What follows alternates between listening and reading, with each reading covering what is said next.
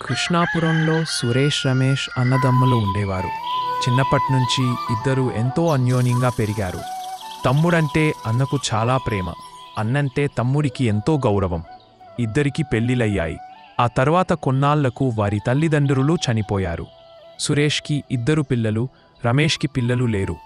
సురేష్ రమేష్ భార్యలు తరచూ పోట్లాడుకునేవారు. దాంతో ఇష్టం లేకపోయినా తప్పనిసరి పరిస్థితుల్లో సురేష్ రమేష్ విడిపోవాలని నిశ్చయించుకున్నారు.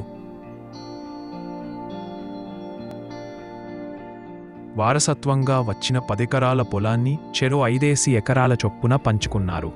అన్నదమ్ములు కుటుంబాలు విడిపోయినా అన్నదమ్ముల మధ్య ప్రేమానురాగాలు తగ్గలేదు. నాకు పిల్లలు లేరు, నా భార్య నేను ఉన్నదాంతో సర్దుకోగలం. అన్నయ్యకి 2 పిల్లలు, ఉన్నదాంతో బతకడం అన్న కుటుంబానికి కష్టం అనే భావన రమేష్కి ఉండేది. అందుకని పంట చేతికొచ్చిన ప్రతిసారి ఎవరూ లేని సమయం చూసి 10 బస్తాల ధాన్యాన్ని అన్నధాన్యపు కొత్తులో వేసేవాడు.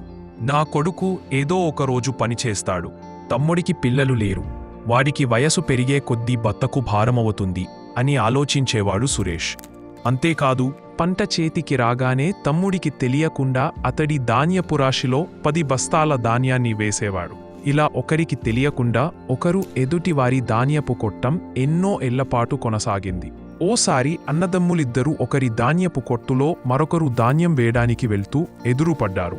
కొన్నేళ్లగుండా జరుగుతున్న ఈ విషయం ఇద్దరూ తెలుసుకొని ఆశ్చర్యపోయారు, ఎన్నో ఆనందించారు. వారి ప్రేమానురాగాలకు ఊరంతా ముచ్చటపడ్డారు.